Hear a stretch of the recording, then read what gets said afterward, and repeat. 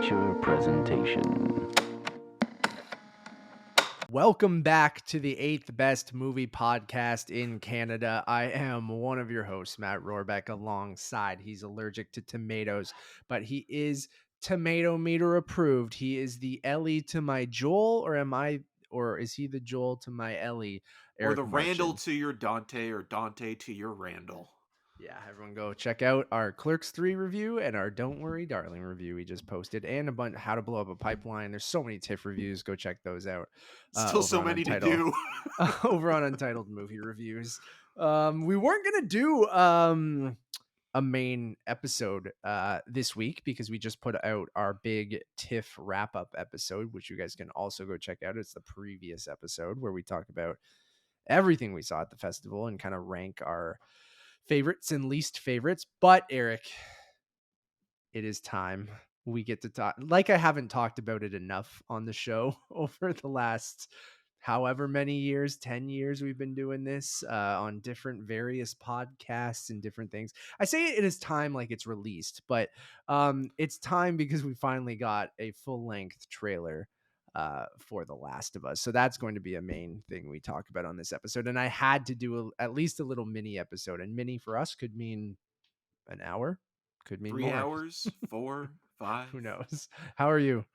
I'm good, Matt. I'm excited because today I get to see Smile, but before that, I get to talk to you about The Last of Us. The Last of Us Day was yesterday or the September day before. the 26th every year. Yeah, I don't know. No, it was yesterday. How time works. Well, depending on when you're listening to this. Yes. September 26th Yes. is what used to be called Outbreak Day. They nixed that name after we had a legitimate outbreak Probably in the for world. the best. So now it is just called The Last of Us Day. Probably a smart thing to do. Usually every year you get like some merch drops, you get, an announcement maybe based on little things here and there, a board game or something that they're doing. But I had a feeling when we reviewed The Last of Us Part 1, the video game, so you guys can check out my review on The Last of Us Part 1 and Part 2, which we did on this channel, something we don't do very often, but again, my favorite video games of all time and very cinematic video games, so you guys can check those out. I did predict, Eric, that we were going to get a trailer on The Last of Us Day. Probably was an easy bet on my part, and it did come true. We got a trailer yesterday. And You made some easy money yesterday. I didn't Matt. bet on anything, but You I wish fool. I did. I wish I did. You fool. Should we get like right into that? You want to shoot the shit for a little while? What do you want to do? Matt, we are shooting the shit. We're shooting the shit. Yeah. What's new with you? I mean, we talk all the time. We talked for about 3 hours this morning recording other things. Matt, I just told you I'm seeing Smile tonight. It's nearly Yeah. 2 hours long. Why? You're fixated on this. Why? We're fixated on runtimes a lot. But for a high concept horror movie that's about a smiling demon or possessing creature of some sort, or ghost or whatever. Is it one creature? It reminds me of It Follows, where like the smile transfers. The smile's right. like the or STD, Truth or Dare, right? The Blumhouse movie. Happiness is a sexually transmitted disease. I or mean, infection, I guess is what they're called. I wouldn't put it past them. I'm boggled and baffled and befuddled by Smile being nearly 2 hours. What I'm trying to say is we'll have a review. Yeah, we're gonna review Smile. I'm gonna go see it tonight as well. I've been trying to convince Nevis to go see it with me. I have not been succeeding. One of her biggest fears and the thing she hates in horror movies is Jump scares? jump scares and creepy people smiling. So I'm like, maybe. And she's like, if you weren't going away to New York this weekend for a night, maybe I would have, because you'd be here. And she's like, I can't be alone in the house after seeing that movie. So I've barely seen any trailers from it. I did see a clip on YouTube that spoiled some of the jump scares, and they look ridiculous and fun. So I don't know. I'm here for it.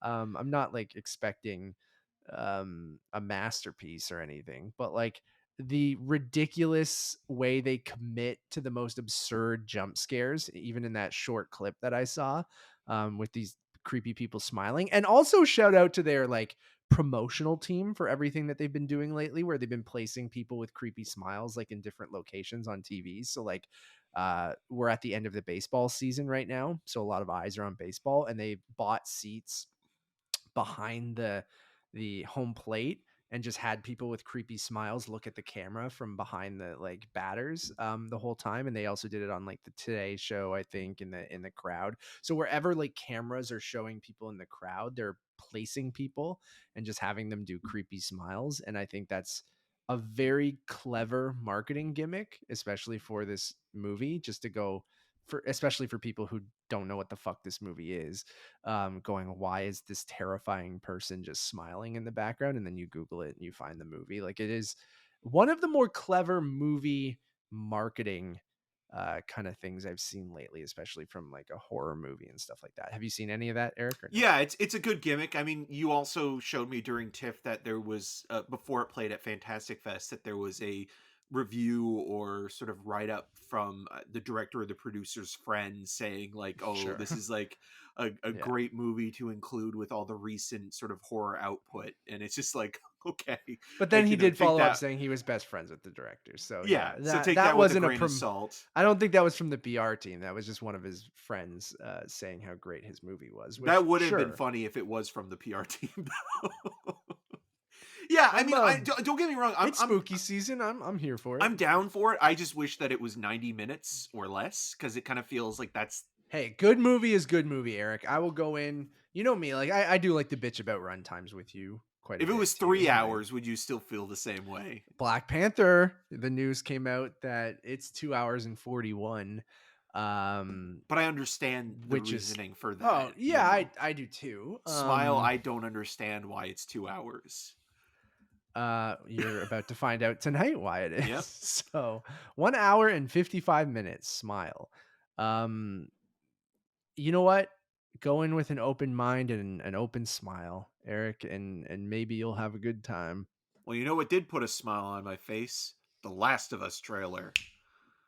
I like your transition. I was going to go into more runtime conversation, but let's just do it.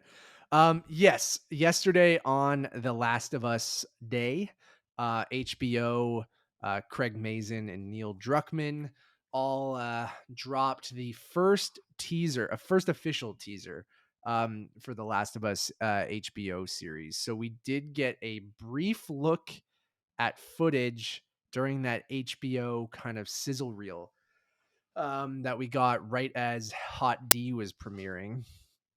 But it was really just like a couple seconds, and just said that it was coming in 2023, which we all assumed. Yesterday we get a full trailer running at a minute and 48 seconds, so it was a still a brief teaser. But got our first look at basically what the show is going to look like and be. Eric, everyone knows my opinions on The Last of Us, and we'll get to that. But what did you, as someone who has only heard it secondhand from me, knows about the game, knows the concept for the most part about Joel and Ellie and their adventure? What did you feel, just as someone who likes HBO shows and just likes movies and TV shows? What did you think of the trailer? I'm curious to get your thoughts. I liked it. It's one of those things where watching the trailer, I was reminded of other movies and TV shows that have been influenced by it in the last decade or so, whether it be the Maze Runner series or It Comes at Night, things like that. Where it's like, okay, you can see where like The Last of Us has influenced other forms of medium, whether it be film or television or anything in between, in the same way that, like, you know, older texts like John Carter of Mars influenced, you know, Star Wars to a certain degree. So this is like, you know, the original text coming to the screen. And it also kind of feels like its influence is borrowing very much from Cormac McCarthy, and that's kind of what I got a little bit of as well, like that kind of the The road road, yeah. vibe, you know, and kind of a dystopian sort of scenario, and not The Walking Dead, which is a good thing. I feel like that could be an obvious comparison, but it looks a little bit more sort of what's the word I'm looking for with being and also being Bleak polite. or No. or It looks a little bit more like thought out, a little bit more sure. fulfilling in terms of And we like its Robert design. Kirkman, Yeah. and The Walking Dead was a very successful and I think solid comic book series. It's just But it's um a boilerplate kind of series where it's like, more as okay, popcorn entertainment, right? Rather than, and there's nothing wrong with that. I didn't really vibe with The Walking Dead. Where The Last of Us is maybe trying to do something more. it I don't feels know if like it that's is putting it on like like it's working on more of an epic scale in terms of how the societal collapse is kind of happening within this teaser, and like seeing someone like Melanie Linsky pop up who yeah, I just had no idea she was in it. She's awesome in Yellow Yellow Jackets, Jackets, yeah. and you know, I like her in everything that she pops up in. So that was definitely a pleasant surprise for me Do you know too. who she's playing? No, so I think there were like an article came out today that kind of she might be like the leader of a like a militia, or here on Wikipedia, who knows if that's true. They do cite sources, which is from Entertainment Weekly. So um, this probably is true. She's playing Kathleen, the leader of a revolutionary movement in Kansas City. Kathleen is an original character for the show, so she was not in the game. That's why I wasn't sure who she was playing. So that, you know, I mean, that's a great jumping off point, Eric, because obviously everyone, I fucking loved the trailer. I cannot wait. It's probably my most anticipated thing of next year, and we'll talk about when we think it's coming and all that stuff at the end of this. But yeah, the Melanie Linsky thing popping up as a brand new character, I think is something that really excites me. Like in the game, they talk about Joel's kind of background. So basically, this isn't spoiling anything, but you know, the opening episode of this show will deal with basically the night the outbreak happens and everything goes to hell.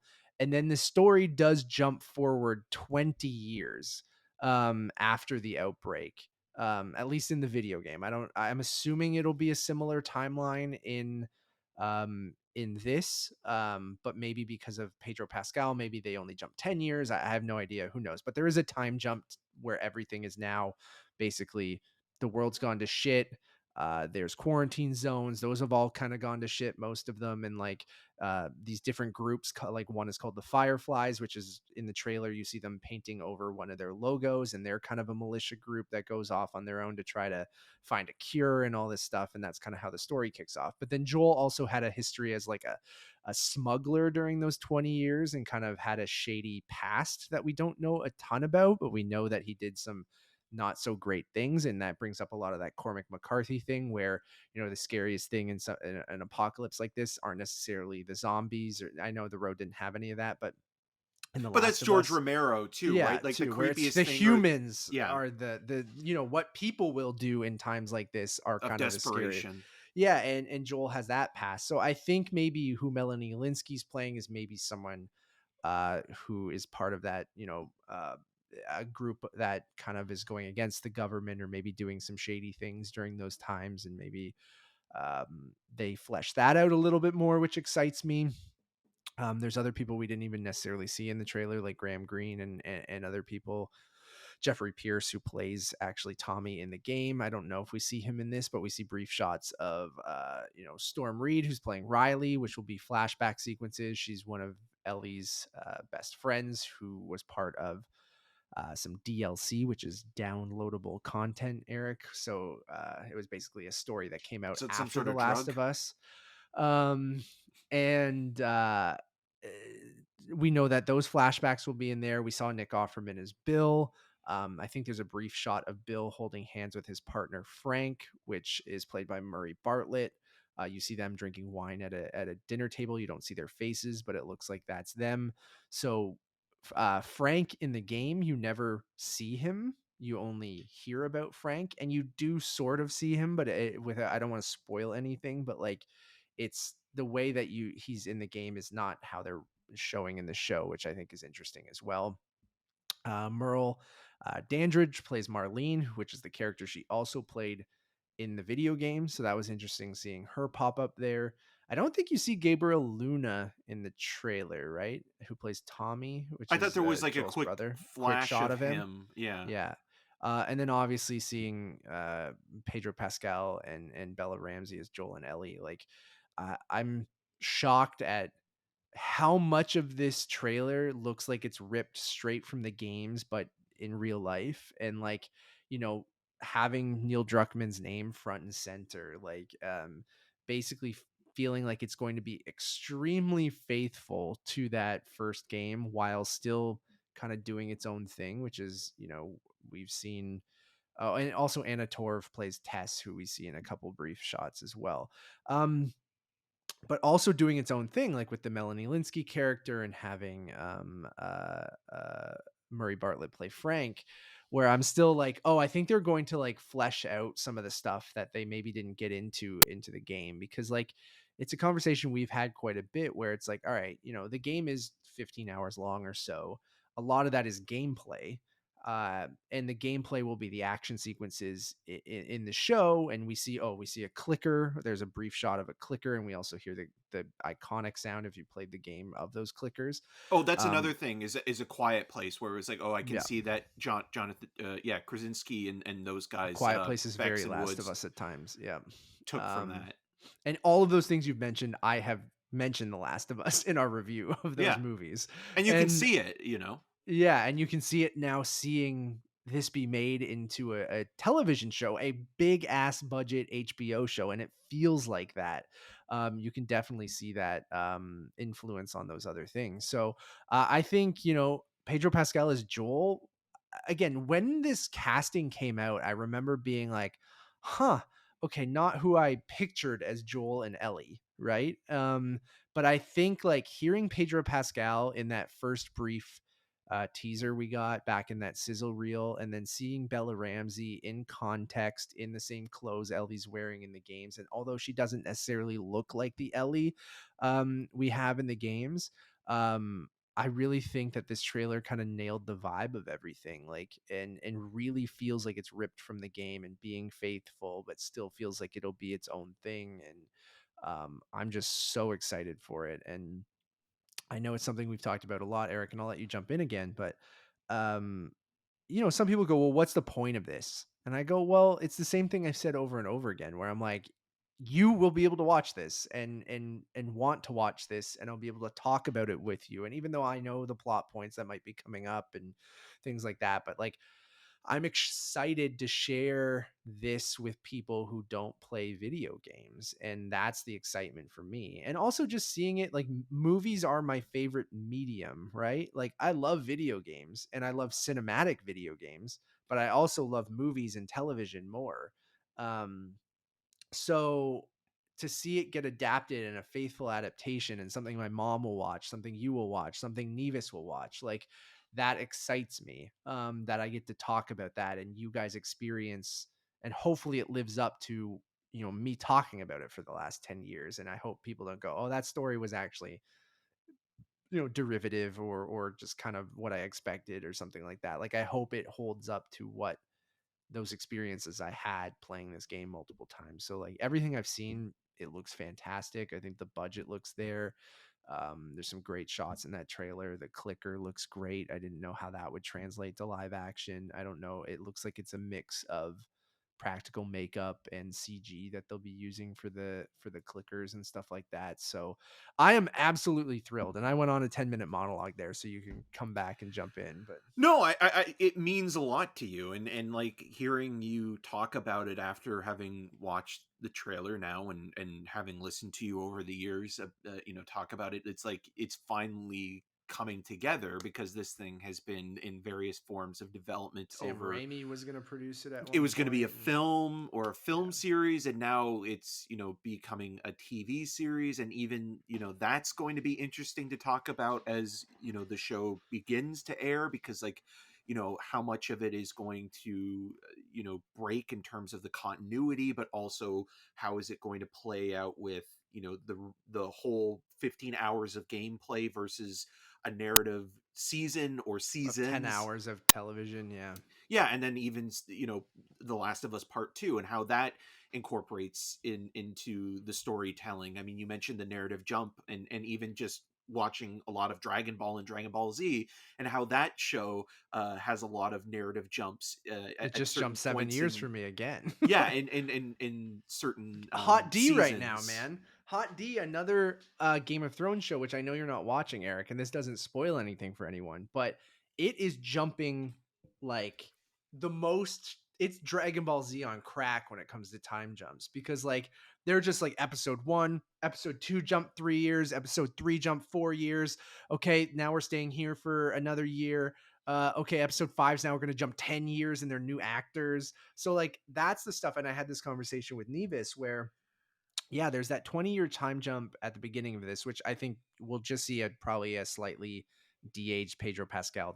I don't think they'll really de-age him. I think they'll just dye his hair all black instead of having some gray in it. And I think they'll just make him look slightly different, but with makeup, I don't think they'll actually de-age him 20 years. But Yeah, because we then know what he after, looks like 20 years younger. We've seen him in yeah, that episode of Buffy the Vampire Slayer. sure. So I mean, maybe they'll just use footage from that. And I hope not. But then we know HBO also not afraid of recasting, with especially with Hot D right now, casting multiple actors in the same role. So I'm curious, again, not spoiling anything, that after part 1 ends, it does do another time jump, and Ellie is much older. So um I don't know if that's a spoiler, but I don't think it is. But anyways, people, you see her on the cover of part 2. It's out there, so that's not a spoiler. Um, I'm in a weird territory now, going, okay, well, obviously the show could be completely different. Like the ending of season 1 of the show could be completely different than the ending of part 1, the game, right? I have a feeling it won't be, but I'm also curious if this season 1 will do the whole first season, or the whole first part of The Last of Us part 1, or if it will only be a part of part 1 and then second season. Like my theory was there's an event that happens in the game where it jumps from fall to winter. And that's where I thought they might end season 1, but people have been looking through the footage in the trailer and they're like, it kind of looks like it might adapt the entire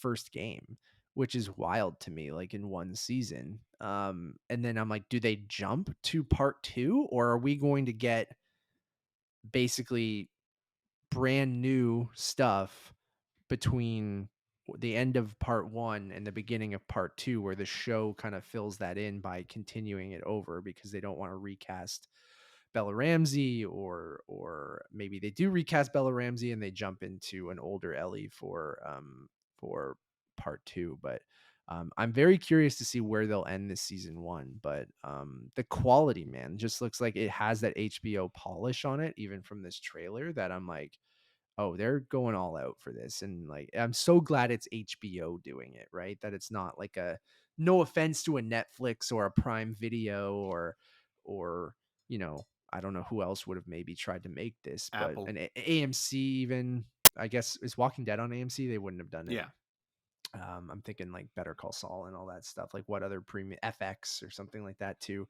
Apple would have actually probably been fine, but who knows? But HBO just has this kind of vibe to it that completely works, and I feel like I'm all in on this, and I can't wait to, talk about this with you and my mom and Nevis every week. Yeah, I also feel like it's one of those things where I wouldn't be surprised if it's, the first game is at least more than one season, because if it's a series and not a mini series, you can kind of extend that for a little bit longer. And I'm sure also Neil Druckmann has a lot of like backstory and stuff that didn't even make the game that you could probably narratively adapt into the series as well, or kind of go off on, one-off episodes or things like that.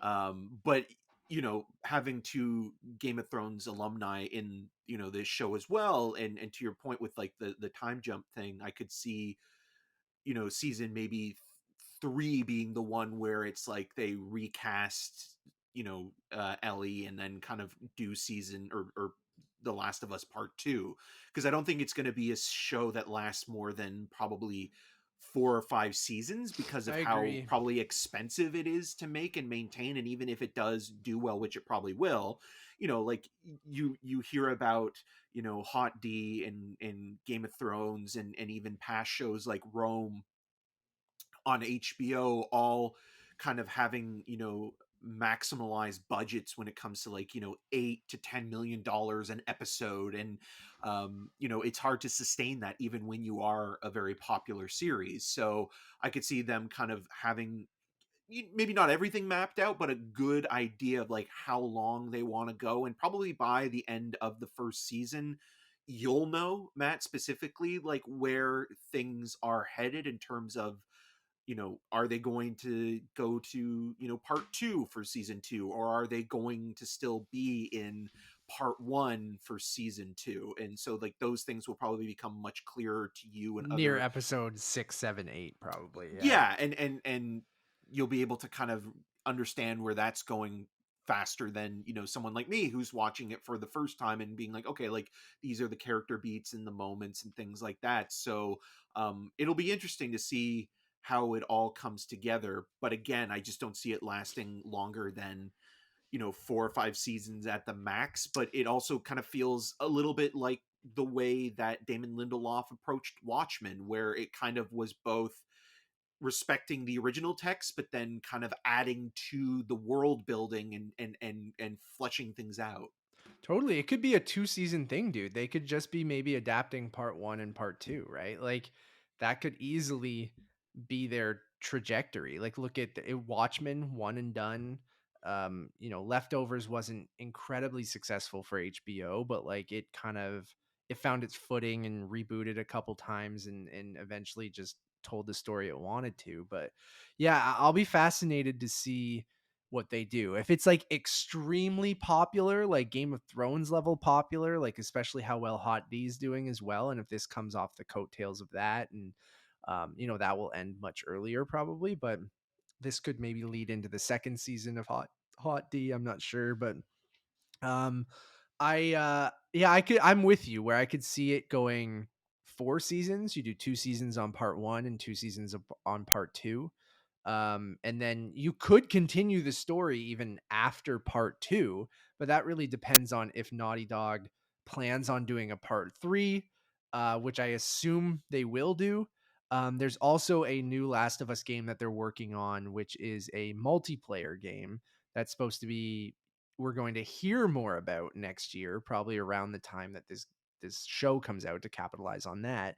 And basically it's a multiplayer specific game where you go online, and it's basically a massive multiplayer game where you partner up with other people and you're all survivors, and there's just this big open world, and it's story based but very cooperative and stuff like that. We don't know many details about it, but it almost sounds like um it'll have raids and different things like that. People who play games know what I'm talking about, like a Destiny, or I guess the Tom Clancy's The Division is a good comparison, where that is a post-apocalyptic game about you're like in a basically a militia that goes around in post-apocalyptic New York and do missions and stuff like that. So that's coming out too. So I could also see that maybe you tell the story of part 1 and part 2, and then if it is incredibly successful, like this is a world you could tell other stories in too, right? Like it doesn't have to be Joel and Ellie's story, which is Like Star Wars, um right? Get away from the yeah. Skywalker saga after establishing And it.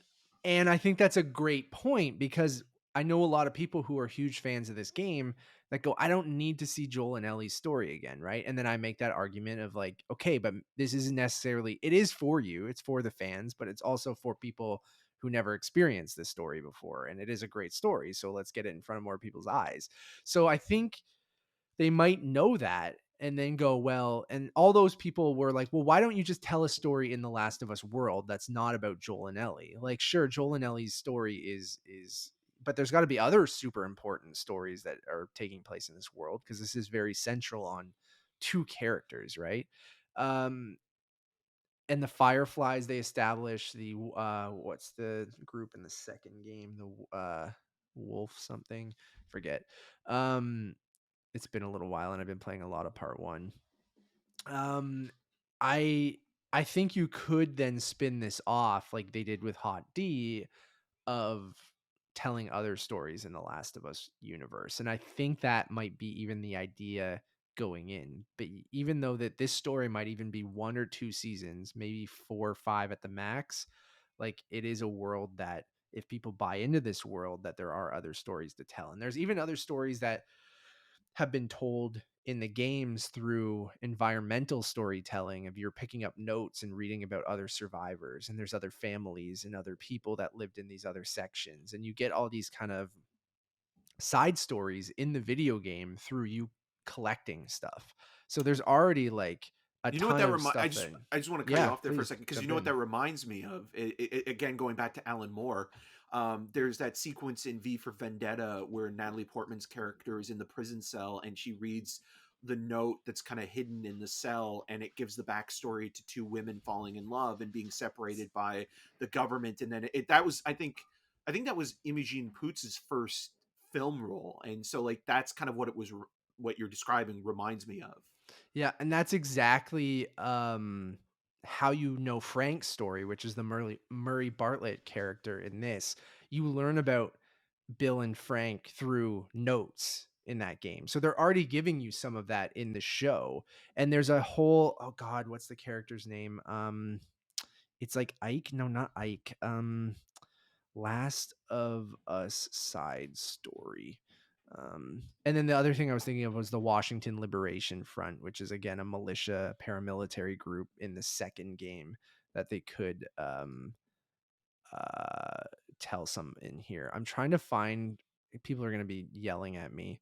Um, Side story through notes. I'm just blanking on the character's name, but there's this whole uh,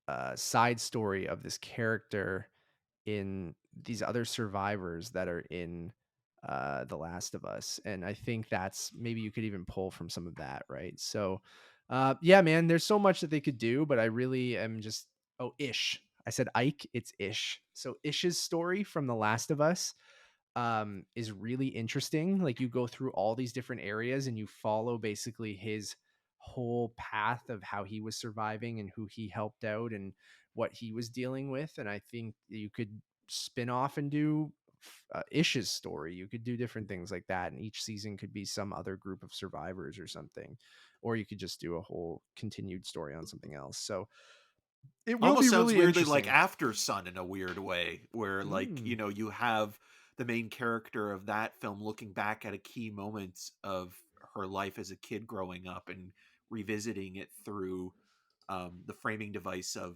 VHS, and not necessarily um, notes, but like that Yeah. same kind of concept where the person that's reading it is kind of filling in the blanks of the story. Hmm.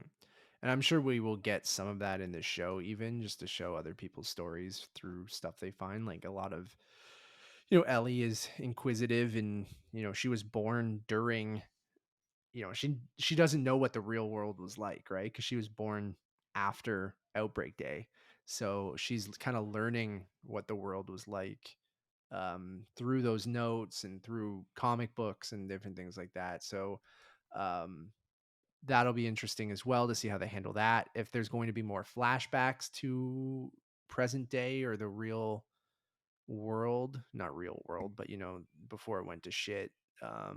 That'll be interesting if we get more of Joel's life, because the game really picks up as the outbreak's happening and you get a little bit of backstory through the opening sequence, but and through his relationship with Ellie throughout the game. But yeah, I cannot wait, man. So I'm just hypothesizing, when are we getting this? Like the teaser comes now on The Last of Us Day.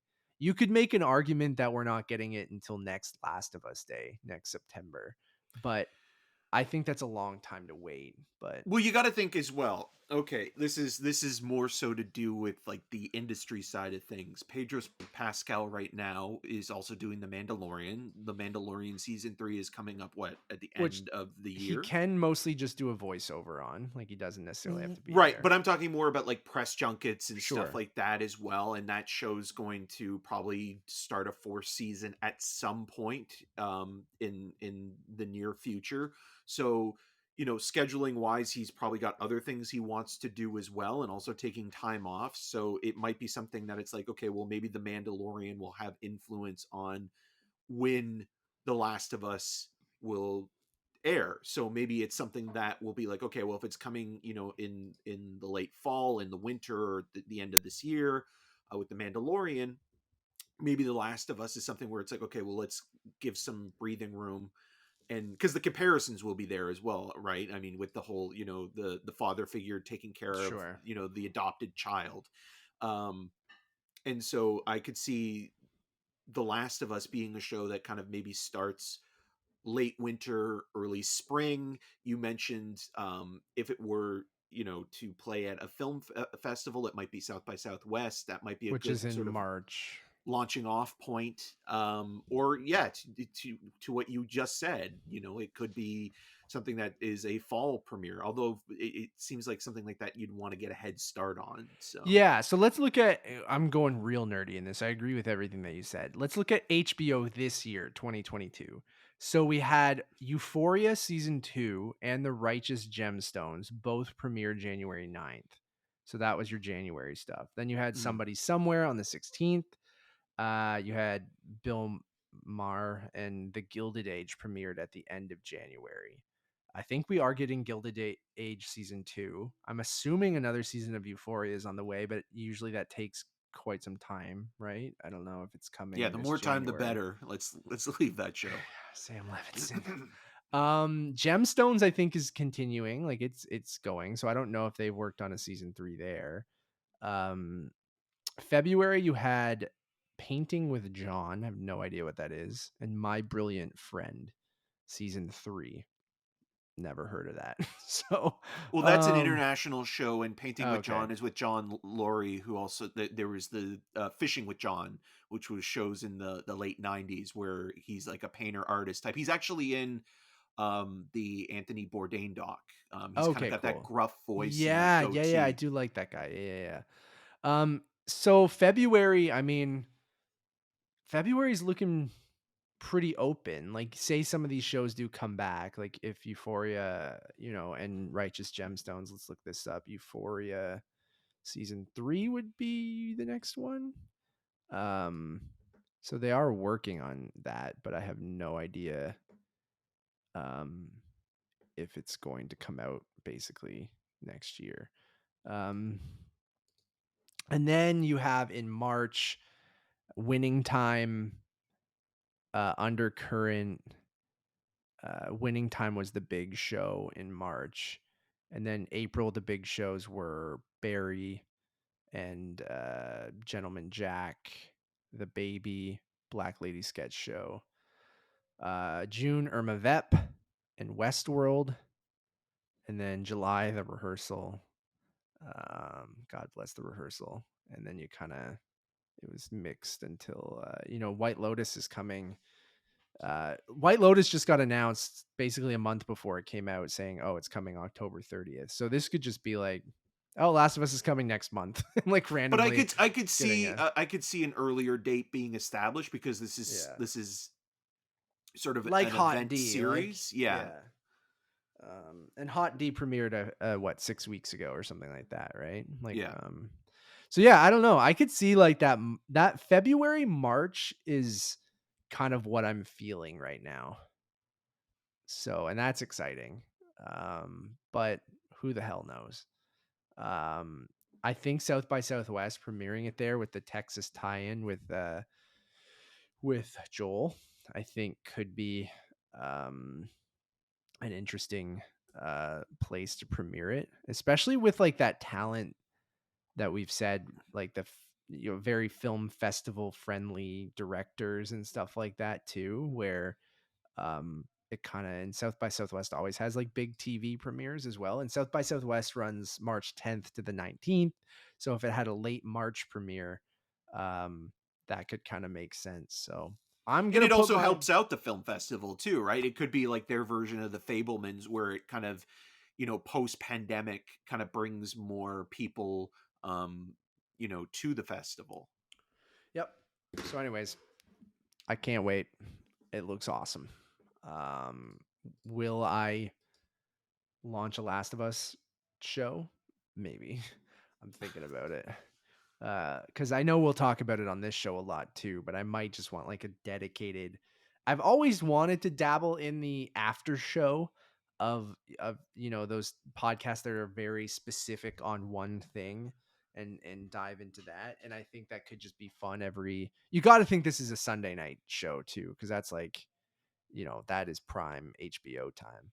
Um, I would love to just jump onto that and do a recap right after each episode. Would be fun. So maybe that'll happen. I'm just saying. I already have a name in my head.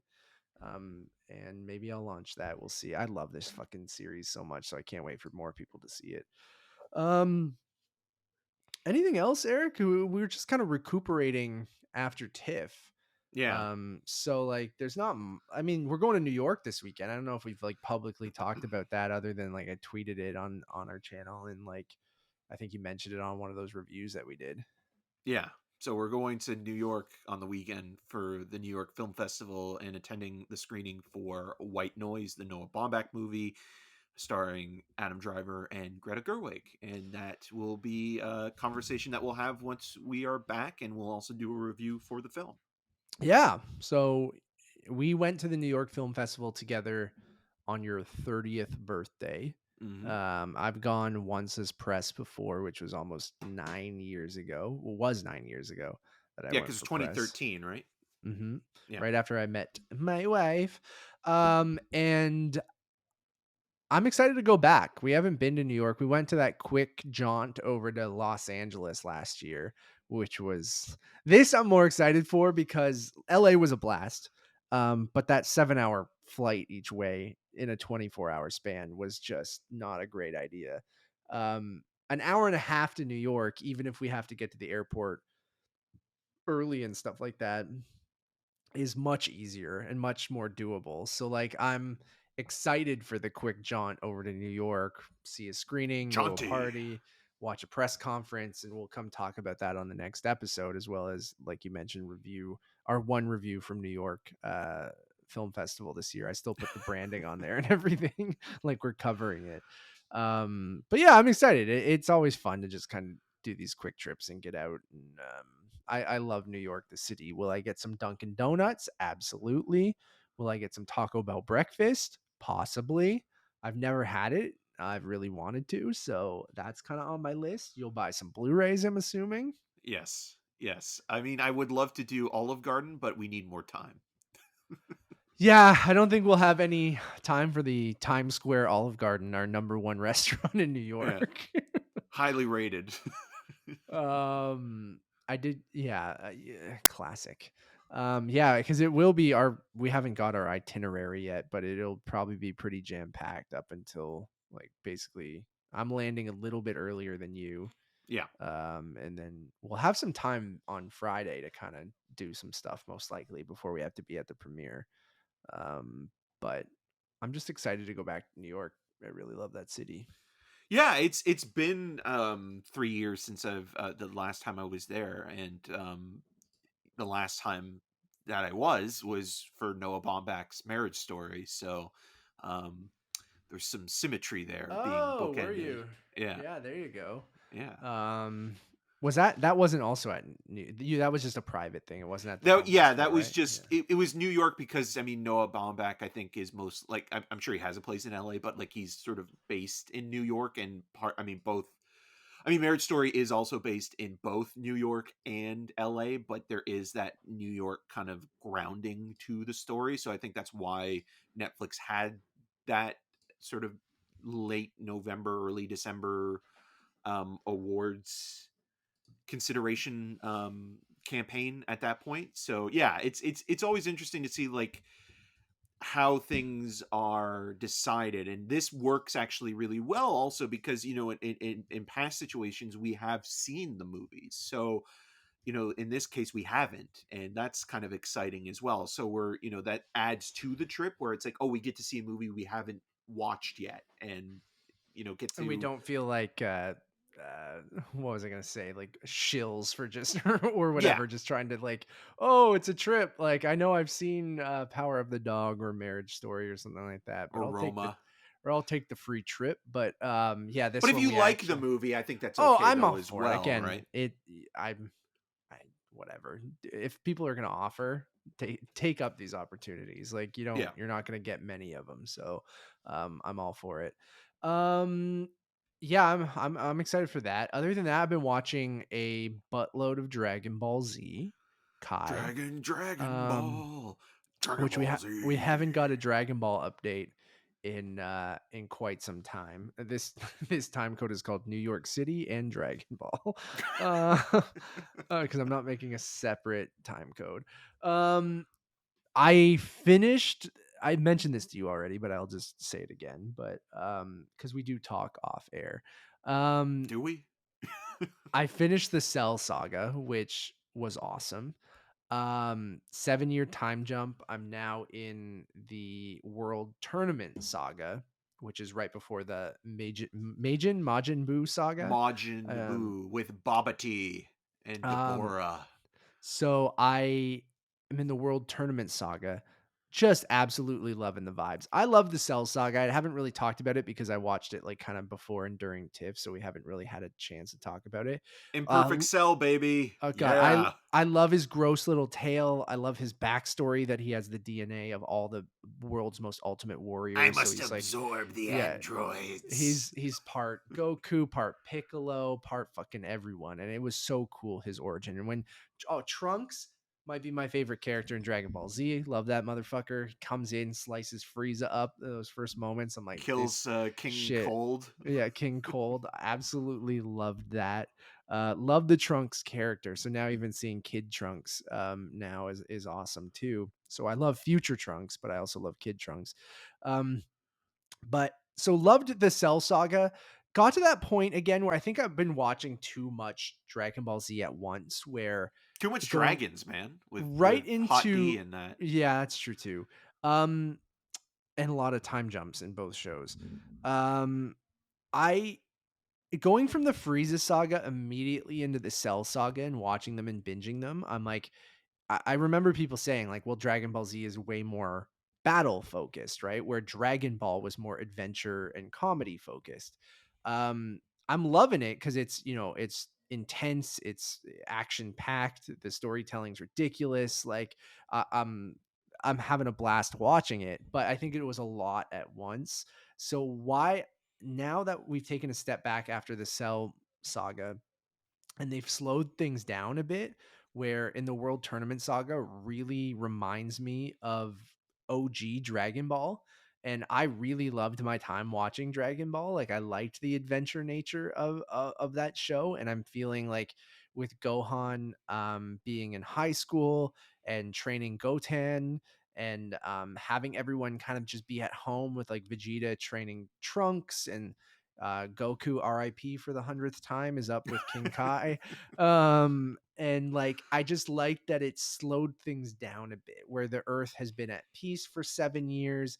Goku's just Super Saiyan man and like fighting crime, and then I'm like, oh my god, they're going back to the world tournament. We're getting another world tournament saga, which is what we got from OG Dragon Ball multiple times. I'm like, this is exactly this is exactly what I wanted at this moment, because I was so overwhelmed with Frieza and Cell back to back that I'm like my eyeballs wanted to bleed. Well, So the I'm just like, androids too, right? and the androids, right? Yeah.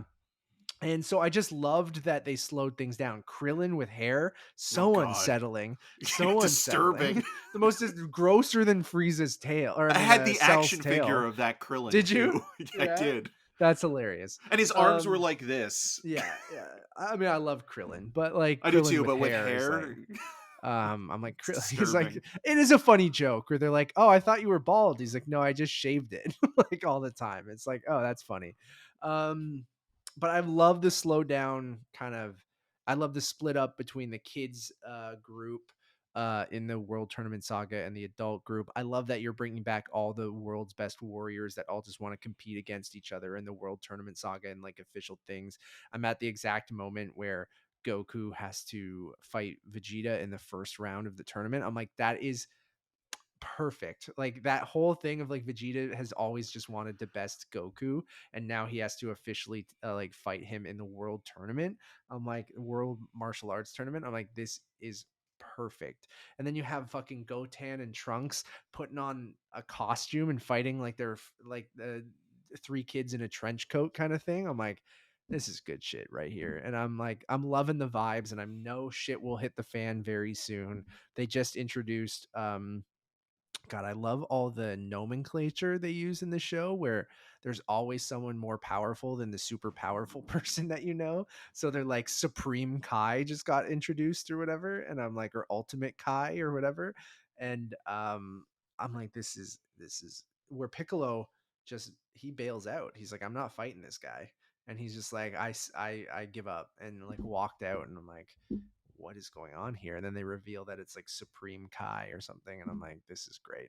I'm having a blast. I love this goddamn show, and I love Goku as a character, and just I just basically just he is the such a nice dude and he just wants to do the best thing. And I said I wanted to write an article that said Dragon Ball has made me a better person. And I really think that, like, I really genuinely these last couple months watching this show from this character who started out as this little, little monkey kid at the beginning, and throughout so many years of storytelling, like, and I know that's a very classic anime thing too, of characters coming back, time skips, like characters coming back, but like I've loved how even in this you're seeing more Oolong and Master Roshi and other characters you haven't seen for ages and stuff like that too, that are all from Dragon Ball and from years of storytelling and things like that. And I'm just I'm loving it, Eric. And I know you're a little behind me because I But couldn't slow I down. know it so well. Like up until I would say like halfway through the Majin Buu saga, I kind of know like every step and like every detail, and because I watched it so much and repeated it on like I was obsessed at one point where it's like I know like when and how horrifying, Android 17 being absorbed by Cell was, and thinking like this year like how it reminded me a little bit of that sequence in Nope, and It does, yeah. like the Cell games and everything that goes along with that, and kind of also kind of being bummed that even though it didn't really matter too much that King Kai, Gregory, and Bubbles were killed in that Yeah. explosion. Where it's like it's Hilarious. weird that they never they never wished them back, which is funny throughout those 7 years that they're still technically dead. Oh, because Even it was the first time that they died, Gregory yeah, and Pickles or whatever his yeah. name is.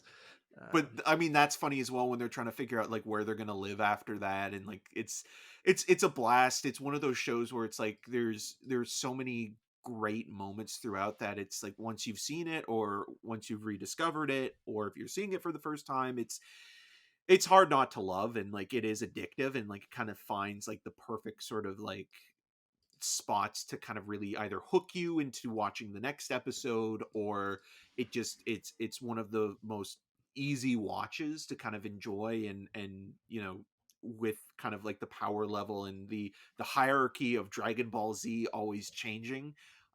It's always fun to kind of see like, okay, what ridiculous villain are they going to have, because you think like, oh well, Cell, how can you top Cell?